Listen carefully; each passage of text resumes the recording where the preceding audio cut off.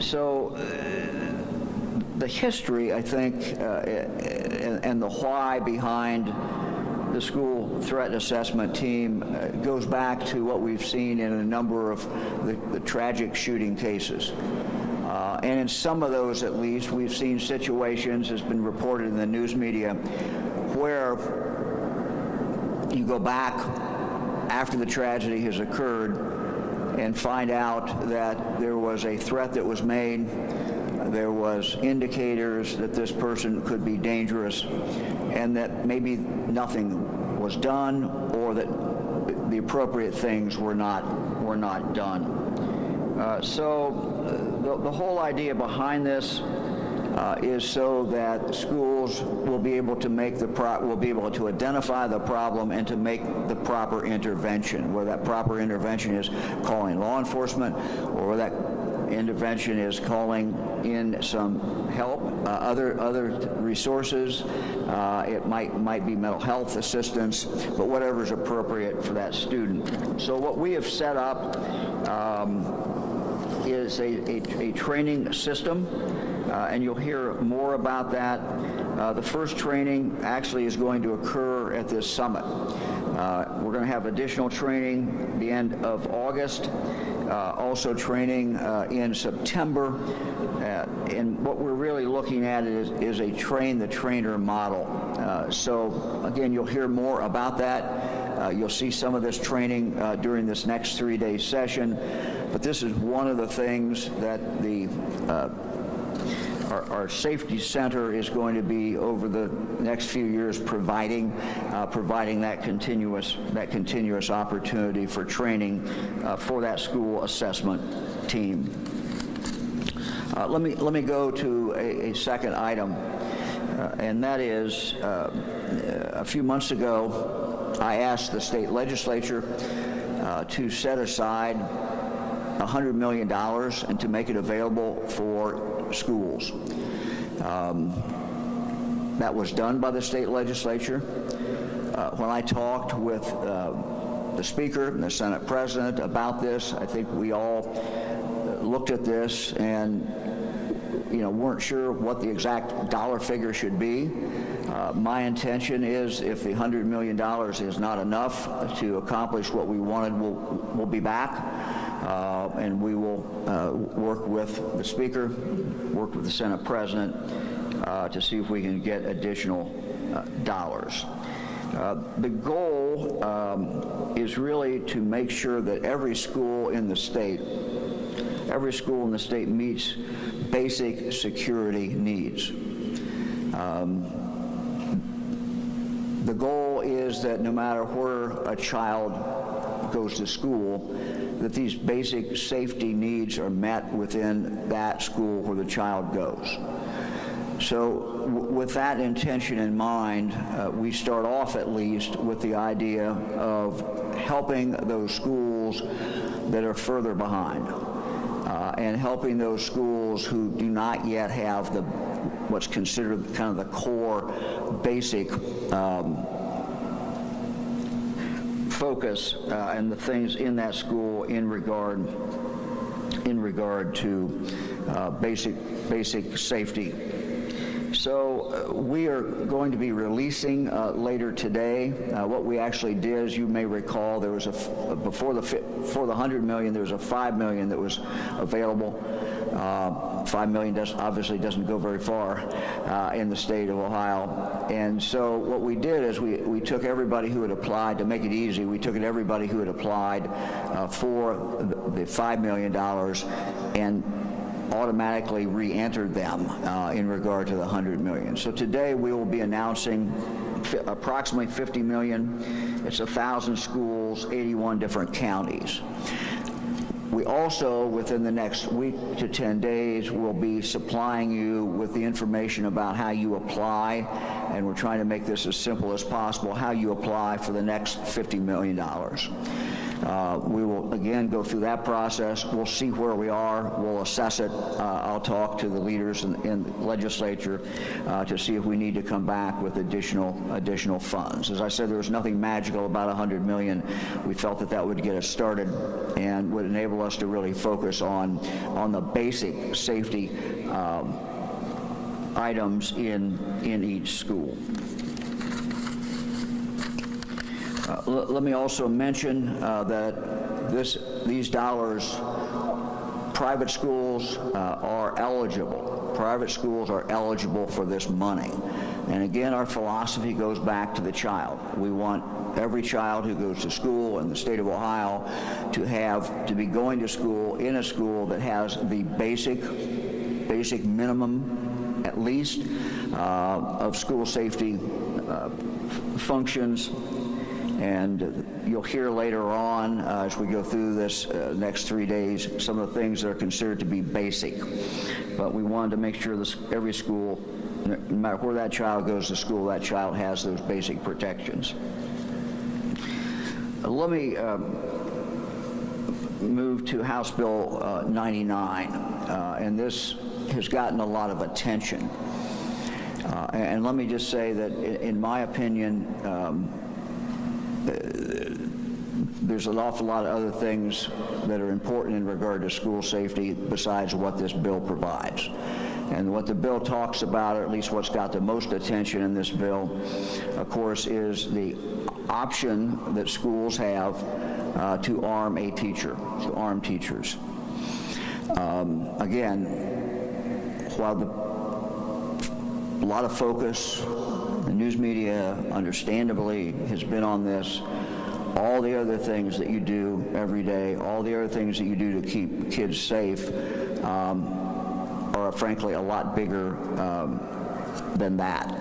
But let me talk a little bit, maybe first, about the history behind guns in schools and what the law has been, or what the understanding of the law has been in the past. Because I think, again, it's important to understand the history. Up until about a year ago, the understanding of the law, in this particular area was that a school had the ability to arm a teacher without any training. There are two statutes seem to be somewhat conflicted, but I think the majority of opinion at that point, and what schools were told, was it's your choice. If you want to arm a teacher, you can do that. Not to get too far in the weeds, but again, it was somewhat confusing. You could arm a teacher, you could arm someone unless their principal job was to take care of security in the building. If the principal job was to take care of security in the building, then that person had to have the normal police training. That was the conventional wisdom, looking at those two laws together. In a Supreme Court case, Gabbard versus Madison Local School, in a 4-3 decision about a year ago, the Supreme Court of Ohio and the majority said that is not the right interpretation. And what the Supreme Court came down with was that you could, if you were going to arm a teacher, that teacher would have to have the same training as a law enforcement officer. So for about a year, that was the law. As you know, the state legislature has passed a bill, House Bill 99, and let me just go through this a little bit and then talk about what role will be played by our school safety group. First of all, this is a local decision. We are a local government state. We certainly are a local school state. Over 600 public schools, many private schools, parochial schools. And so the decision about arming a teacher is up to that, number one, is up to that school, and it's voluntary. Number two, no teacher can be compelled to be armed or to carry a gun. And so when we go through all this discussion, I think that needs to be kept in mind. Some schools have already made it very clear they don't want to do that. And I think each school has to make its own decision based upon the totality of all the facts that they have and the circumstances, how close they are to a law enforcement agency, whether they have, for example, a school safety officer already in the school, or maybe multiple school safety officers. So the decision is up to the local school. The number of hours required, the bill that's passed by the legislature said it could be, we could require no more than 24 hours. And that was really, became then my decision. I took the maximum, which the legislature said we could do, which was 24 hours. The legislation also provided that in addition to that 24 hours, if a person in that building, a teacher, for example, in that building was going to continue to have a gun and be authorized by the school, every year they'd have to have 8 additional hours. We have provided, however, and I've asked our team to work on this, and they are, if a school wants to require more than 24 hours, we will also provide them with a curriculum. So if they want to have 32 hours, if they want to have 50 hours, whatever they want to require, we will provide them with a curriculum that they can follow in regard to that.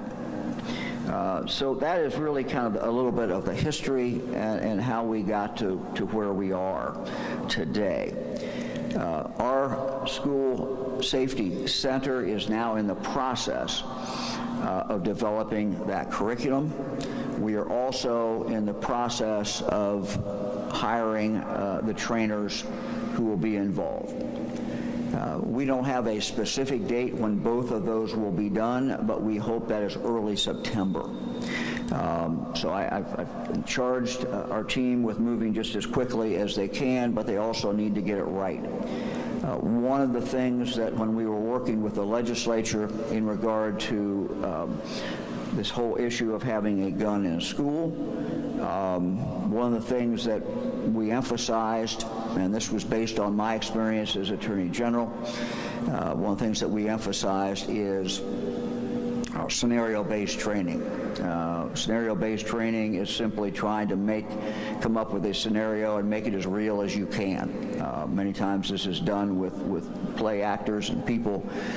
It's done in regard to law enforcement so that law enforcement gets real training that they can participate in, and we think this is also very, very valuable and very, very important if a school makes a decision to arm someone in that school. So there'll be, when you see the curriculum come out, there'll be a significant emphasis on the scenario-based training.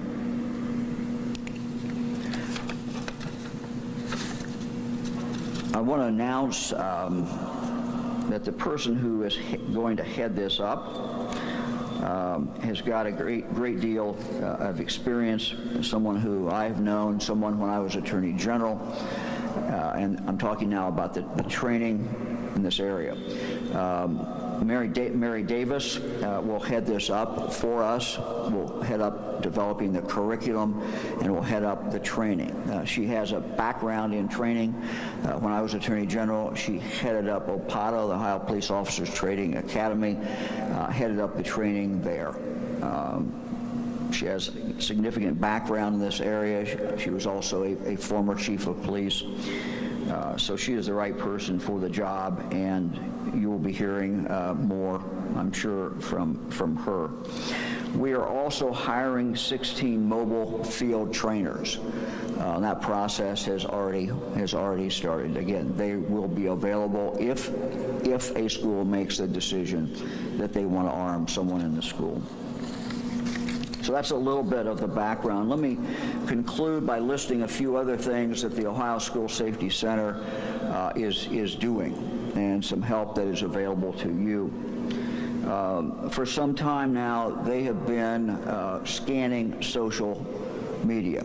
There's a program on how they do this. It's done mechanically, and they scan the internet for any kind of a threat that might be connected in some way with a school. I know that many of your schools are doing that, and we do not want to discourage you from doing that. We would certainly encourage you to do that. Knowing what's going on sometimes depends on knowing what's going on in social media. But as a complement to that, or in addition to that, our school safety, we do have people every day who are scanning the social media. If they find something, they notify who's ever appropriate. Certainly notify the school, and notifies, if it's appropriate, the local law enforcement agency. And over the last year or so, since they've been doing this, they've had a number of times when they have contacted schools, a number of times when they have contacted law enforcement agencies. As you know, the legislature has passed the law that says that every school will have to have a tip line. I know most of you already have tip lines, and that is great. You can also use a state tip line if you prefer to do that. Again, this is a tip line that is run by the Ohio School Safety Center. It's what we call the Safer Ohio tip line. That's 844-SAFER-OH. And if you want to adopt that and use that, then you can certainly use that, and that is up to you as well. As you also know, you have to develop a school safety plan. Our people are available to help in regard to the development of that plan. If you have questions, if you have any questions about the execution of the plan, the development of the plan, again, you should just look at the School Safety Center as a resource there.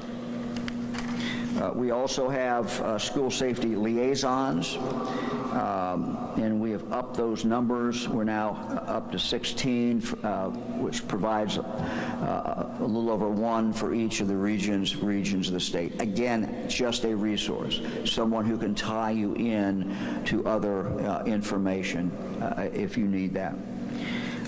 I again want to thank all of you for what you do. I hope the next 3 days are good days, that you come out with some actionable items and some things that are valuable to you as you go back home. Again, I want to thank you. Again, we focus a lot on the horrible shootings and avoiding them, and we're going to focus a lot during this next 3 days on that. But safety is much bigger than that. The old fire drills and the other things that you also continue to do. So thank you for keeping our kids safe. Fran and I have 8 kids. We've gone through this they're all adults now. We have 26 grandkids who are at different stages of going to school. And so we just appreciate what you do. We trust our schools. Our schools and the people who work in our schools have historically done a phenomenal job in keeping our children safe. And the new world we live in, we're simply at this point trying to give you new information, the best information that you can. But I think parents can feel good about the fact you're in the schools and you're working every single day to keep those the most important thing we have in our life, and that is our children, our grandchildren, our family members, keeping these young people safe. So thank you very much, and I appreciate all of you being here. Thank you.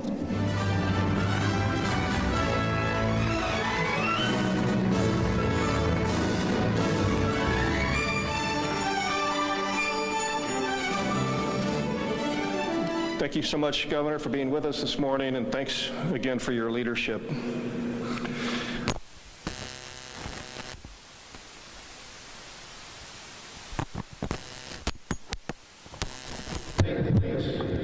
He's going to discuss the tragedies of law enforcement perspective and lessons learned. Daniel began his career